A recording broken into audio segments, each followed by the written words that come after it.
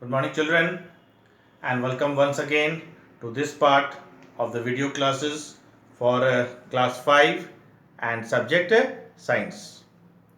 Now, today we are going to continue with the same chapter, that is chapter 6, solids, liquids, and gases. In the previous class or in the last class, we had seen, or you all had seen, the properties of the solid, liquids, and gases in general, their characteristic properties.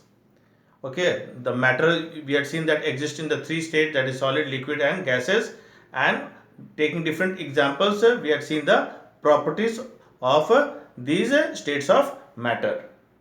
Now we are going to talk about today an interesting state, that is the gaseous state, that is air. Now since we are surrounded by air, it becomes very important, or in fact interesting, to know about air. Now air is also a state of matter. Why it is state of matter? Because air occupies space and has weight. In fact, we are surrounded by air, and this air is a mixture of many gases. So today we will study about the composition of air. What are the different constituents, or what is it the air consists of? So we are going to talk about all these things today. Now to begin with, air, I have written here, air is a mixture of many gases, and it can also be classified as matter because it occupies space and has mass. Now here I have just drawn a circle showing the different percentage, that is air. What is the percentage of different gases in air? Now I have written in the major chunk portion, this is the major chunk portion of the Earth's atmosphere is nitrogen. So this is a nitrogen gas. This is nitrogen, and 21% consists of oxygen. This is of course a very important gas. We'll talk about each one of them individually. And among 1% we have got a number of inactive gases. Inactive gases constitutes like the argon, krypton, neon, hydrogen.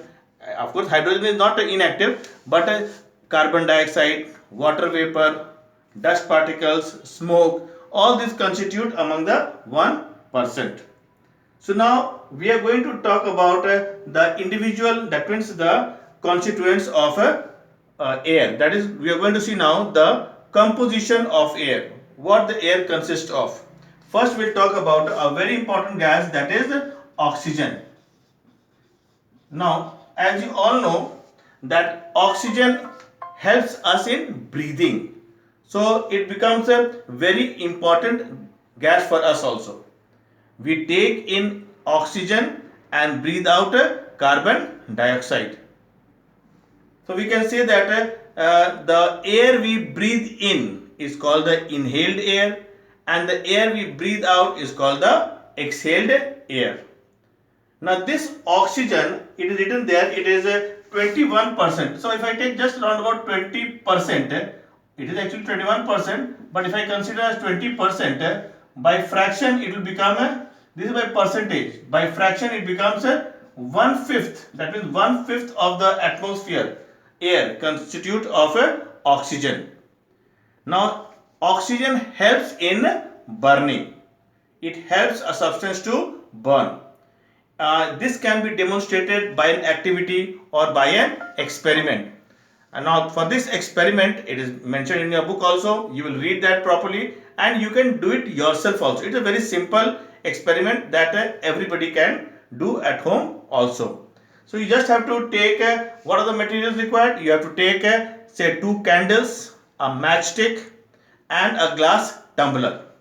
Now what you're going to do, you'll take those, you'll place those say the candles on the table. You place those candles on the table, right? You place those candles on the table, and what you will do, I'll just make it a little bigger.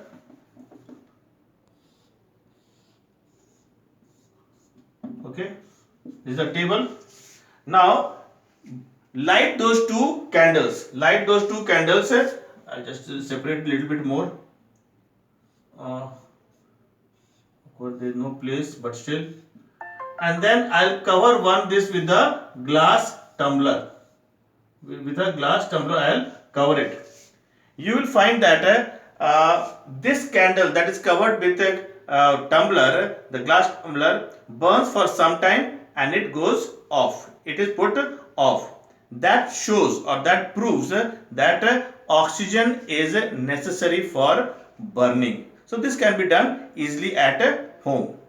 This oxygen, of course, it is given artificially given to the patients when they asthmatic patients, generally when those are problem in breathing, the content of oxygen or in fact air goes on decreasing, or it is less as we go in the higher layers of atmosphere, or when the sea divers go below the seas, that means deep inside the seas.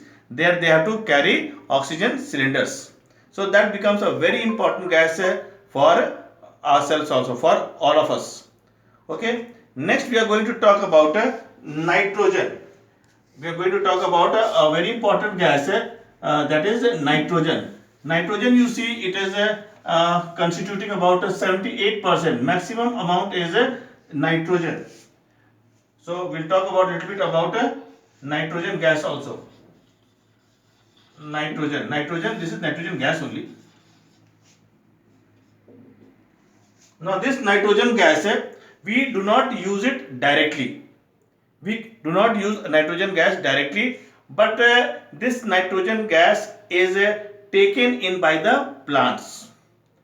Of course, the plant take in the nitrates from the soil. There are some bacteria that can directly convert the atmospheric nitrogen into the nitrates, and these nitrates are absorbed by the roots of the plant, and of course the animals and human beings also depend upon the plants. So we depend on nitrogen indirectly. Also, the nitrogen helps to keep the burning under control. Just imagine if it was reverse, that 21% was nitrogen and 78% was oxygen. What would happen? It would be the reverse. The whole world would be burning. So it would be uncontrolled burning. So nitrogen keeps the burning under control. Now this is about nitrogen gas. So of course nitrogen we saw about, it is 78%. We do not use them directly, but we use them indirectly through the plants. Next we are going to talk about carbon dioxide. Okay. Now air also contains or has a carbon dioxide. Now the percentage of carbon dioxide is very less. It is about 0.03 percentage. So it is very less, but yet it is very important, especially for the plants. You all know that plants make their food with the help of carbon dioxide and water to form glucose in the presence, of course, in the presence of sunlight. So carbon dioxide is very important for photosynthesis in plants. Now next we have got water vapor. Now the amount of water vapor differs from time to time and from place to place. Now especially in the coastal areas or during the rainy season, the water vapor in the air or in the atmosphere will be much more compared to in the drier areas and in non-rainy seasons. So it is variable, we can say that. Now the amount of water vapor. Now there is a term called humidity. Now what is this humidity? The amount of water vapor present in the air is called humidity. So now high humidity generally make us feel uncomfortable. Why so? Because our body perspiration, that is you sweat especially during the summertime, the body perspiration do not evaporate easily. And when the body perspiration does not evaporate, what happens? We feel very sticky, and that's what we say that we are feeling uncomfortable. So there is a term, this humidity should be understood properly. It also contains other gases. I talked about other inactive gases. Now gases like hydrogen, argon, helium, krypton, neon. These are also constituents of air, though they are present only in traces. Now, apart from these gases, air also has smoke and dust particles. Again, this is very variable. It differs in the urban areas, in the cities and towns, and in the rural areas. We can expect more smoke and dust particles to be present in the cities, because due to industrialization, or there are many factories and industries, so we can expect more dust. Vehicles, they give out lot of smoke, and of course that is one of the reason for air pollution too. So today we have seen the composition of air. Just let us recapitulate once again what were the different constituents. We had nitrogen, oxygen, carbon dioxide, water vapor, gases, other gases, inert gases, you can say that, smoke, and dust particles. Okay, so I'll just talk a little bit about now wind. What is wind actually? So if I have to say about wind, what is wind? Moving air is called a wind. So we say that moving air is called a wind. Okay, I'll just rub it this part and write a little bit about wind. And in the next class we'll study about the effects of wind also. So what is wind? Marker. Okay, now let us define wind. So what is wind? Moving air, simple. Moving air is called wind. Wind. Now when this wind is gentle, so we call it breeze. So what is breeze? Breeze may be said as a gentle wind. When the wind blows gently, gentle wind is called a breeze. And when this wind becomes strong, then it is called a storm. So what is storm? Storm, when the wind is strong. When the wind is strong, it is called a storm. When the wind is strong, when wind is strong, it is called a storm. So you will learn about the different names a storm is called in different places in the higher classes. So with this, today we'll come to the end, and I hope you have understood the composition of air, and along with this again a short assignment is going to be sent, which again you have to do in your exercise copies. Of course, till then, take care and thank you.